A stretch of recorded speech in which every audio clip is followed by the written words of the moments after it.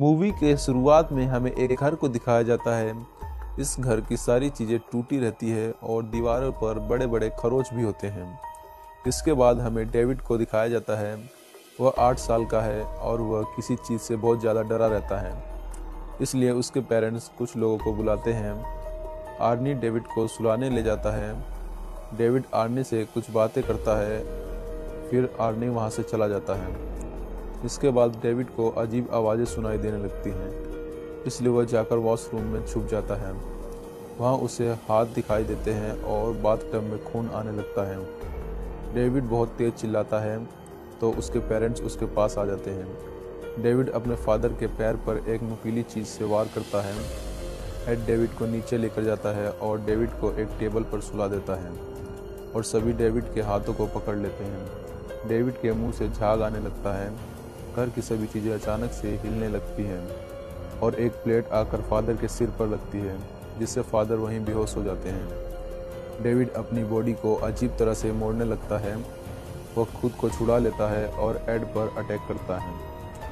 Arnie David को पकड़ लेता है और बोलता है, तुम जो कोई भी हो, इस मासूम बच्चे को छोड़ दो, इसके बदले मुझे ले जाओ। डेविड आर्नी की आंखों में देखता है और वह शैतान आर्नी को पोजेस कर लेता है। एड की हालत ख़राब होने लगती है तो वह सभी एड को हॉस्पिटल लेकर जाते हैं। हॉस्पिटल में डॉक्टर लॉरेंस से कहता है कि एड को बहुत बड़ा हार्ट अटैक आया है। इसके बाद आर्नी को दिखाया जाता है।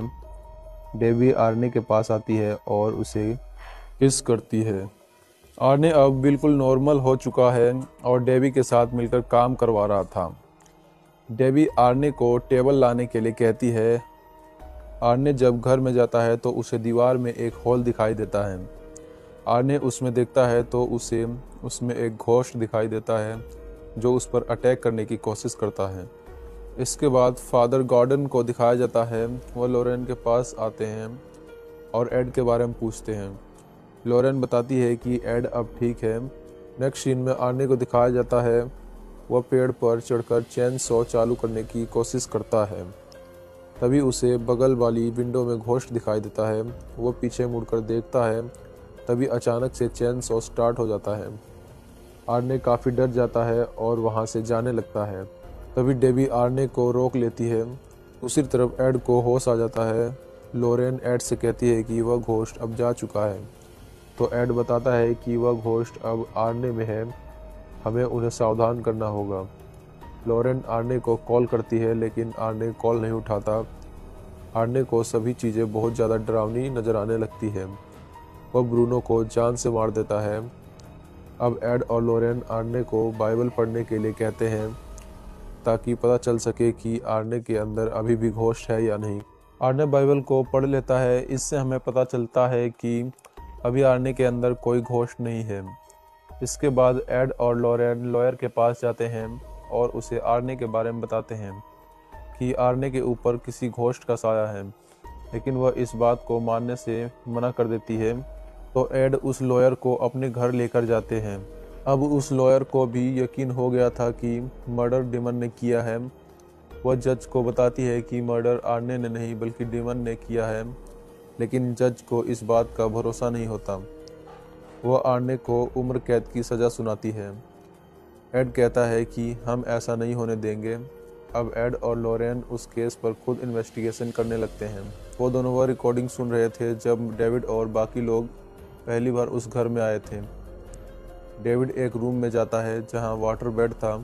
डेविड उस बेड पर जब खेल रहा था तभी उस वाटर बेड में से एक हाथ निकलता है जो डेविड को पकड़ लेता है। डेविड बड़ी मुश्किल से अपना हाथ छुड़ाता है। एड डेविड की सिस्टर को वह रूम दिखाने के लिए कहता है। वह देखता है कि उस रूम का फ्लोर भी खराब हो गया था। अब वह सभी उस रूम के नीचे देखने के लिए जाते हैं।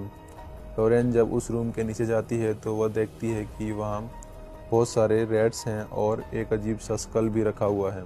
लॉरेन उस स्कल की पिक्चर्स लेती है और बाहर आकर सबको दिखाती है। वह बताती है कि यह डिमंस का देवता है। सभी कहते हैं कि हमने ऐसा स्कल कभी नहीं देखा है। चर्च के फादर भी यही कहते हैं। फादर कहते हैं कि तुम लोग यह फ़ोटो किसी और फादर को बताओ जो मुझसे सीनियर हो। जब एड और लॉरेन दूसरे फादर के पास जाते हैं और स्कल की फ़ोटो उन्हें दिखाते हैं तो फादर कहते हैं कि ऐसा स्कल मैंने पहले भी देखा है, लेकिन वह ऐसा बिल्कुल नहीं था। वह फादर उन लोगों को अपना कलेक्शन दिखाता है। अगले सीन में हम एक लेडी को देखते हैं जो किसी किस्म का ब्लैक मैजिक कर रही होती है। उसके पास आर्नी की फ़ोटो भी होती है। दूसरी तरफ आर्नी को दिखाया जाता है, उसे हर जगह डिमंस दिखते हैं। एड एक डिटेक्टिव से मिलता है। डिटेक्टिव कहता है कि मैंने ऐसा स्कल पहले भी देख रखा है। लॉरेन कहती है कि इस केस में डिमंस का हाथ है, तो डिटेक्टिव कहता है कि मुझसे मजाक नहीं करो। तो एड और लॉरेन वहाँ से चले जाते हैं। लॉरेन वह नाइफ भी साथ में लेकर जाती है जिससे मर्डर हुआ था। रास्ते में डिटेक्टिव उनसे कहता है कि जिस केस की मैं बात कर रहा हूँ उसमें 2 लड़कियाँ थी जो मारी गई थी, जिसमें से एक की ही बॉडी हमें मिली थी। अब वो तीनों वहाँ जाते हैं। लॉरेन ज़मीन पर बैठ जाती है। लॉरेन को उस जगह की पास्ट की चीज़ें दिखने लगती है। वहाँ 2 लड़कियाँ दिखती हैं। एक लड़की दूसरी लड़की को जान से मार देती है क्योंकि डीमन ने उसे पोजेस कर लिया था। लॉरेन भी अब उस लड़की की तरह एक्ट करती है। वह तेजी से दौड़ने लगती है। वो खाई में गिरने ही वाली थी, तभी एड आकर उसे बचा लेता है। लॉरेन बताती है कि खोई हुई लड़की की बॉडी नीचे है। इसके बाद एड और लॉरेन फनल होम में जाते हैं। लॉरेन उस लड़की का हाथ पकड़ती है तो वह उस लेडी को देख पाती है जो ब्लैक मैजिक कर रही थी। वह आर्नी को पोजेस कर लेती है।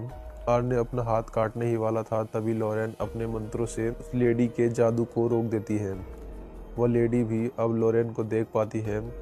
दूसरी तरफ फनल रूम में एक डेड बॉडी जिंदा हो जाती है और लॉरेन पर अटैक करने ही वाली होती है, तभी एड लॉरेन को खींच लेता है जिससे ब्लैक मैजिक टूट जाता है। एड और लॉरेन डेविड के घर जाते हैं। वहाँ बात करते करते एड अचानक से बेहोश हो जाता है और जब उसकी आंखें खुलती है तो वह खुद को घर में अकेला पाता है। डेमन लेडी उसके पास आती है, तभी एक अजीब सा राक्षस एड के ऊपर अटैक कर देता है। एड उसे मारने ही वाला था, तभी एक लड़का उसका हाथ पकड़ लेता है। इससे हमें पता चलता है कि उस लेडी ने एड को भी पोजेस कर लिया है। लॉरेन को एक इवल बुक मिलती है जिसे वह फादर के पास लेकर जाती है। तो फादर बताते हैं कि यह एक श्राप है जिसमें 3 लोगों की बलि देनी होगी। फादर लॉरेन को चर्च लेकर जाते हैं। वहाँ पता चलता है कि फादर की बेटी एक विच है। फादर लॉरेन को उस जगह पर भेजते हैं जहाँ वह विच ब्लैक मैजिक करती है। तभी वहाँ विच आ जाती है और अपने फादर को ही जान से मार देती है। फादर की डेथ को लॉरेन भी फील कर पा रही थी। लॉरेन के सामने वह टेबल थी जिस पर विच ब्लैक मैजिक किया करती थी। लॉरेन उस टेबल को गिराने की कोशिश करती है, लेकिन टेबल बहुत भारी होने की वजह से वह ऐसा नहीं कर पाती। तभी वह विच लॉरेन के पास आ जाती है और उस पर अटैक करने लगती है। लॉरेन वहाँ से भागने लगती है, तभी एड वहाँ आ जाता है। उससे पता चल जाता है कि लॉरेन वहाँ है। वह बेसमेंट का दरवाज़ा तोड़ने लगता है। नीचे लॉरेन मुश्किल में होती है क्योंकि वह भाग रही होती है, लेकिन उसे दरवाज़ा नहीं मिलता। तभी वहाँ विच आ जाती है। वह लॉरेन पर चाकू से अटैक करती है। लॉरेन पत्थर से विच के सिर पर मारती है और वहाँ से भाग जाती है।